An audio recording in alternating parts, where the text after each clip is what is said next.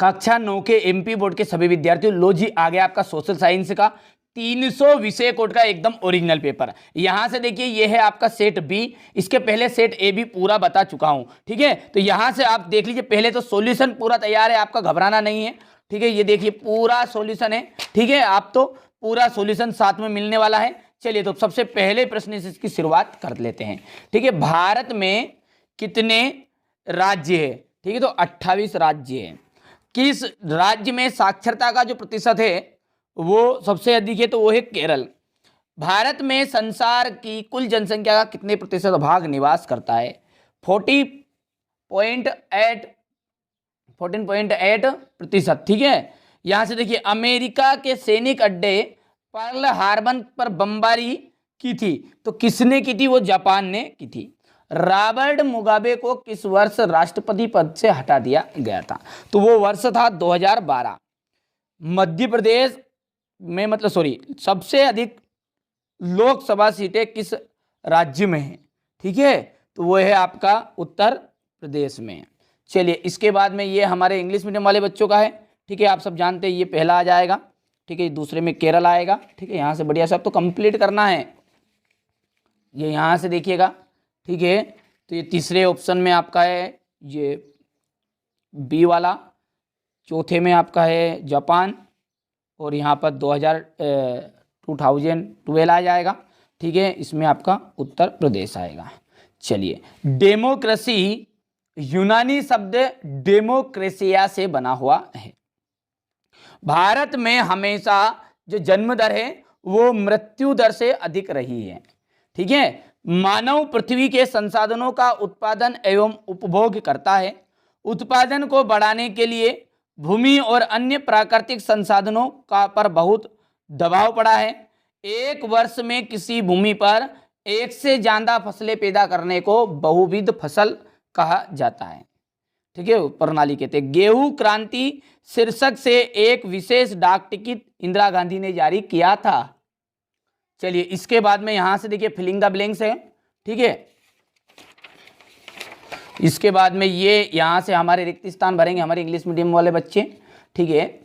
काम के बदले अनाज कार्यक्रम, ठीक है, तो ये आपका 1997 से 78 तक हुआ, ठीक है। तो ये आपका पहला हो गया है ये बस्तर, तो बस्तर का जाएगा छत्तीसगढ़।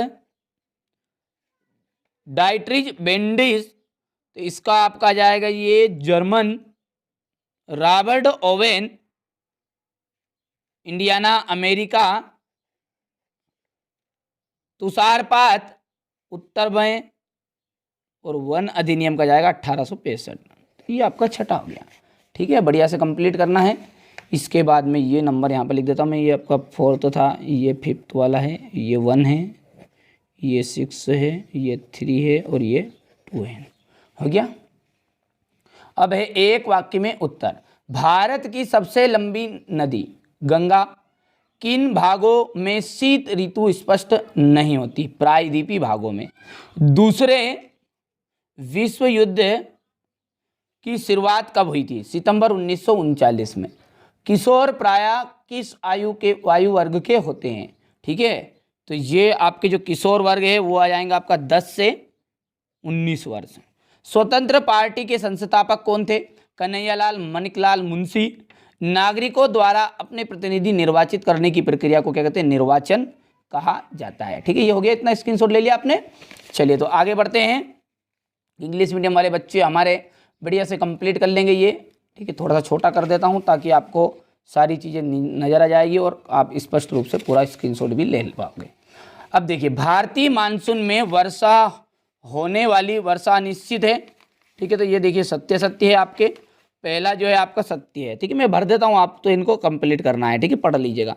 दूसरा सत्य है, क्योंकि वीडियो लंबा बनेगा, मेरे को आपको पूरी चीज़ें कंप्लीट भी तो करवानी है, ठीक है, सॉल्यूशन सहित। असत्य है, फिर ये चौथा आपका सत्य रहेगा, पांचवा जो है असत्य है, छठा जो है वो आपका सत्य रहेगा, ठीक हो गया। अब ये यहाँ से ट्रू फॉल्स है, तो ये आपका देख लीजिए, आप भर दीजिएगा, से सत्य है, ये सत्य है, तीसरा आपका फॉल्स है, चौथा आपका ट्रू है, पांचवा आपका ट्रू है, सॉरी फॉल्स है और छठा आपका ट्रू है। हो गया। अब ये क्वेश्चन नंबर 6 से आप पेपर में अच्छे से देख लीजिए, पहले सॉल्यूशन दूंगा अभी कॉपी में, इसमें देखिए इस कॉपी में है कंप्लीट सॉल्यूशन। यहाँ से क्वेश्चन नंबर 6 हो गया, भारत की भौगोलिक स्थिति बनाइए, याद रखिएगा यहाँ से सॉल्यूशन शुरू हो गए हैं। भारत में कितने राज्य और केंद्र शासित प्रदेश है, हो गया ये। जलवायु से क्या आशय है, मानसून फटने अथवा टूटने से क्या तात्पर्य है, भारत में पादपों तथा जीवों के का वितरण किन तत्वों द्वारा निर्धारित होता है, ठीक है। पारिस्थितिक तंत्र से क्या तात्पर्य है, पर्वतीय वनों में कौन कौन से जानवर पाए जाते हैं, फ्रांस के संदर्भ में टाइट क्या था, ठीक है। इसके बाद में यहाँ से देख लीजिए, इसके बाद में जेकोबिन क्लब के सदस्य कौन थे, इसका नेता कौन था, कार्ल मार्क्स का पूंजीवाद पर क्या विचार था, ठीक है। पहला विश्व युद्ध किसे कहा जाता है, घुमंतू खेती क्या है, इसे अंग्रेज नुकसानदेह क्यों मानते थे, बस्तर में कौन कौन से आदिवासी समुदाय रहते हैं, नागरिक का जो कार्य लोकतंत्र को किस प्रकार प्रभावित, ये तो सॉल्यूशन में मिलने वाला है सारी चीज़ें आप तो, ठीक है। बढ़िया से यहाँ से स्क्रीनशॉट लो पहले तो, ठीक है। ये क्वेश्चन नंबर 16 हो गया है, हो गया। चलिए यहाँ से क्वेश्चन नंबर 17 है, ये क्वेश्चन नंबर 18 है, 19, ये क्वेश्चन नंबर आपका 20। अच्छी मेहनत कर लेना है, ठीक है। यही प्रश्न आपके आएंगे ये यहाँ से, ठीक है। क्वेश्चन नंबर 21 वाला है, ये 22 और ये 23, ठीक है। टोटल 23 प्रश्न है और 23 ही प्रश्न मैंने आपको यहाँ पर बता दिए हैं। चलिए तो इसका सॉल्यूशन के लिए तो अब यहाँ से देख लीजिए, जो आपका सोशल साइंस यानी कि सामाजिक विज्ञान का सेट बी का पूरा सॉल्यूशन मैं बता रहा हूँ, जैसा कि पेपर पहले ही बता दिया अभी, ठीक है। भारत में कितने राज्य और कितने केंद्र शासित प्रदेश है देख लीजिएगा, जलवायु से क्या आशय है, मानसून फटने अथवा टूटने से क्या तात्पर्य थे, कि सिंपल से सिंपल लैंग्वेज में लिखा है, ठीक है। ताकि देखिए 2 नंबर का प्रश्न है और आप बड़ा चढ़ा के उसमें 6-7 लाइन लिख के आओगे तो कोई दिक्कत नहीं है, देखिए, ठीक है। 2 नंबर का है, मुश्किल से 2 लाइन 2.5 लाइन में आपका आंसर खत्म हो जाना चाहिए, ठीक है। चलिए तो पारिस्थितिक तंत्र से क्या तात्पर्य है, इसके बाद में ये पर्वतीय वनों में कौन कौन से जानवर पाए जाते हैं, फ्रांस के संदर्भ में टाइट का क्या अर्थ है, तो ठीक है, चर्च द्वारा वसूल किया जाने वाला जो कर है उसे टाइट नाम दिया गया है। यहाँ कर किसके ऊपर लगता था, कृषि के 10वें हिस्से पर लगता था।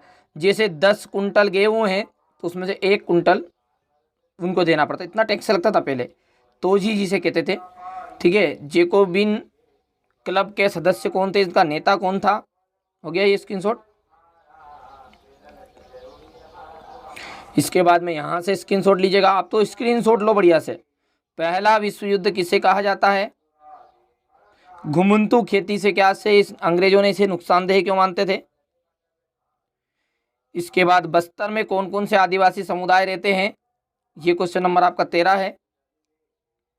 डेमोक्रेसी शब्द किस भाषा के शब्द से है, अर्थ इसका संविधान संशोधन क्या है, ठीक है।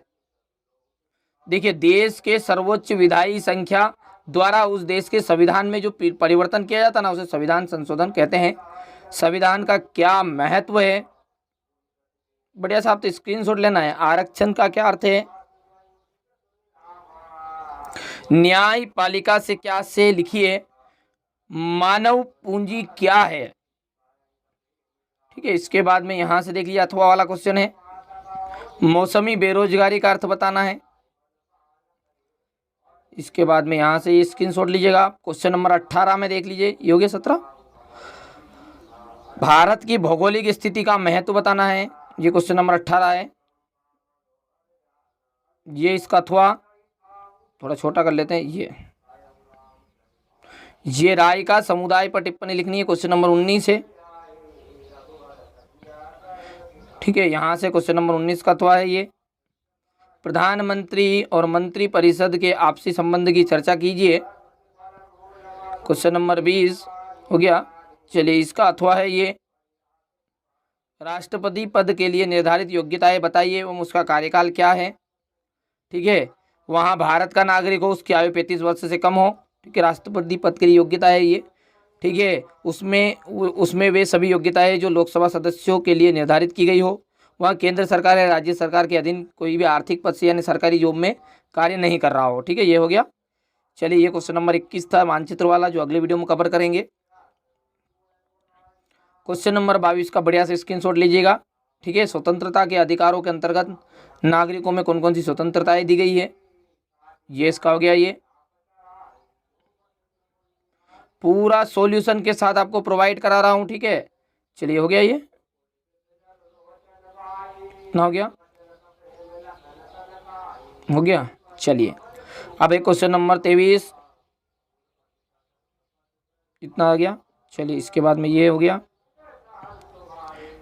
ठीक है, इसके बाद में भारत में गरीबी जो उन्मूलन है, इसके प्रमुख उपाय बताने हैं। अच्छे से मेहनत करनी है और अच्छे अंक प्राप्त करना है। ठीक है, तो ये मैंने आपको अच्छे से आपका पेपर पूरा समझा दिया है। तो अगले वीडियो में देख लीजिए 4 तरह के पेपर है, ए बी सी और डी। इन चारों पेपर में ही आपका सारा सिलेबस छिपा हुआ है, यानी कि पूरे पेपर आपके अंदर है। ई भी इसी में समाहित है और आपका वो तो अलग से ई का पेपर भी बता दूंगा।